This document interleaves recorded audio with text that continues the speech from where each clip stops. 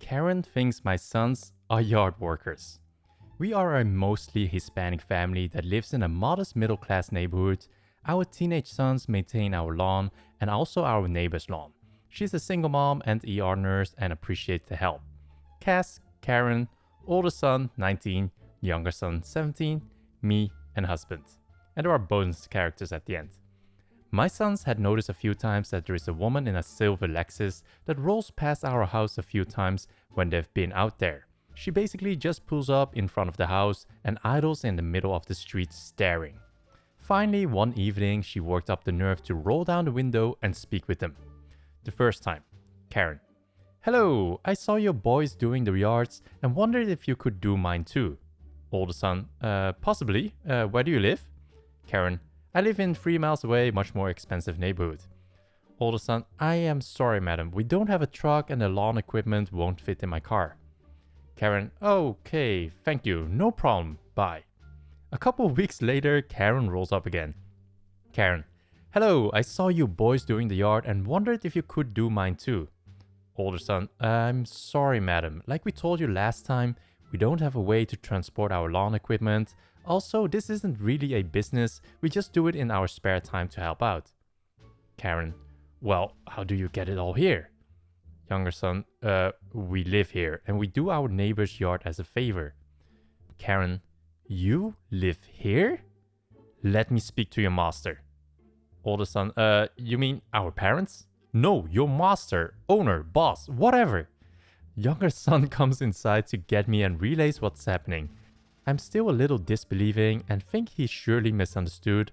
Older son just ignores her while she waits and resumes yard work. Me, hello madam, how can I help you? Karen, I need to talk to their owner. Points at my sons. Me, I'm their mother. What is the issue?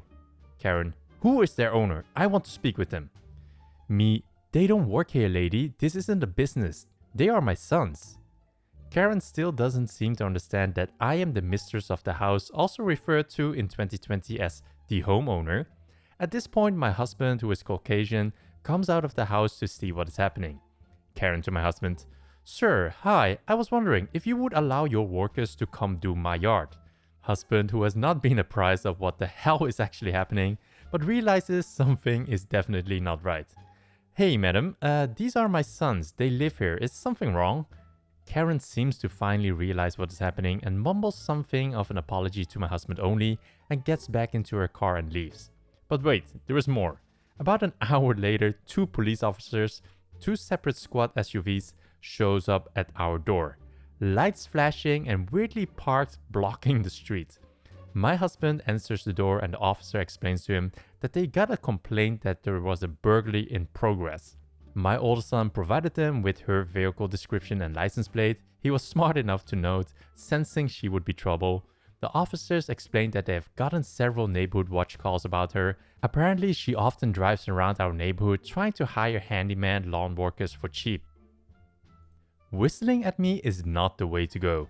I'm wearing a white hoodie, black pants and Nike trainers, as well as clearly visible headphones and a snapback hat. In no way do I look like I work, well, anywhere really. So I'm essentially having one of those days I hate everyone and everything and just wanted to be left alone. However, I had to do a little bit of shopping, so I went down to my local supermarket to pick up a few items. Bit of food, drinks, etc. Walking around with my cart, headphones on, listening to old rock songs like Linkin Park, 3 Days Grace, that kind of thing, just going about my day. When my phone rings, which cuts my music off, so I answer the phone and take my headphones out. Just so I don't end up shouting inside a busy supermarket like a crazy person when a soft "excuse me" gets said. So I push the cart and myself a few steps forward, still talking on the phone. "Excuse me?" A little louder this time. A quick glance back and move to the opposite side of the aisle, completely out of the way. I said, "Excuse me, now answer me and help me." This woman bellowed. I looked at the lady and showed her my phone and said, "I don't work here, go bother someone else." She just stands there, tapping her foot, looking at her watch. I look at her, shaking my head, clearly getting annoyed with her, constantly tapping her foot, sighing, mumbling under her breath. I lower my phone and ask her, "Can you leave me alone? I just said I don't work here." She just shakes her head, looks back at her watch, then whistles at me like a dog, holding her arms out to her side. "Are you done yet? I need you to help me." I just ignore her, then she whistles again, so I lashed out.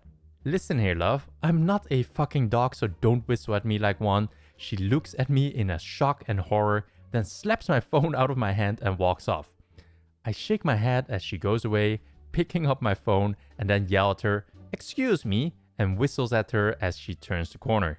I had a good laugh with my friend on the other end of the phone after that. It cheered me up and has currently got me through the last hour of my day so far and will keep me going. I also realized my phone seems to attract crazy people and tends to get hit out of my hand. The time one of them actually got to speak to the manager, and it was my manager. I think it was like 2016ish, and I was working as a receptionist in an office.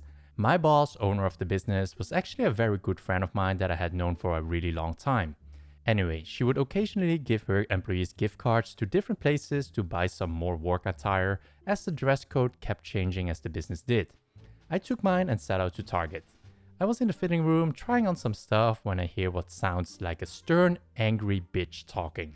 When I come out, it is in fact a stern, angry bitch talking. She's standing with who I assume is her daughter, in front of a mirror that was in the hall of the dressing room areas, but not in the room itself.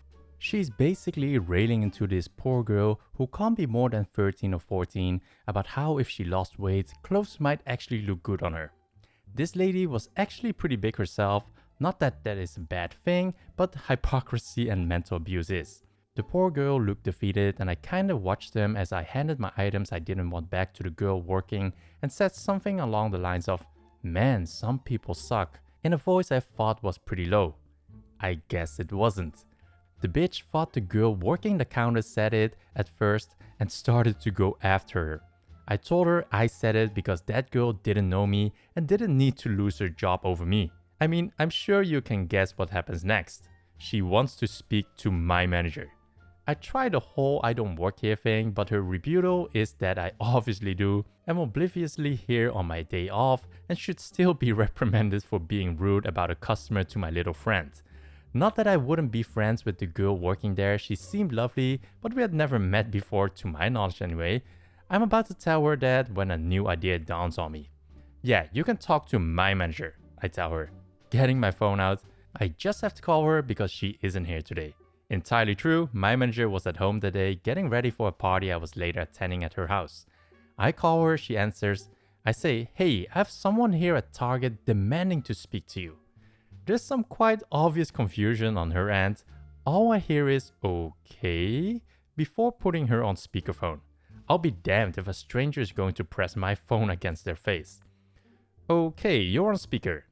Immediately, bitchy MC Bitchpants starts telling her how awful I am and what I did, and is also adding spice that it's awful that no manager is on the floor to deal with this situation today. My boss started laughing hysterically, which made Bitch Britches even more angry. Well, if you ask for a random person's manager, don't be surprised that they don't work at Target, you idiot. I lost it at this point too.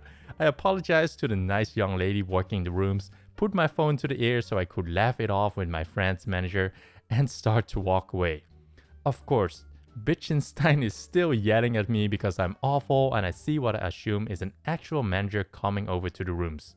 So I tell my manager I'll call her back and head back to see what lie she's tried to spin, and also try to make sure she doesn't accuse fitting room girl of anything.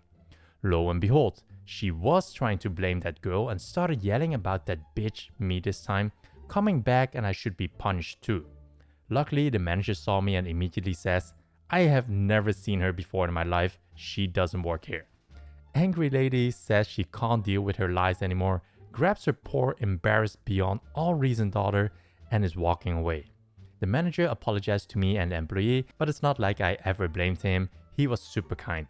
Once I got to my car, I felt bad that I didn't give the daughter the rest of my Target gift card, but I knew there was no way I could have. So I called my manager back and just about died laughing at the situation. So those were the stories for today's video. If you enjoyed this and want to watch more videos, then click here for more stories, or go check out the info cards in the right corner for more videos.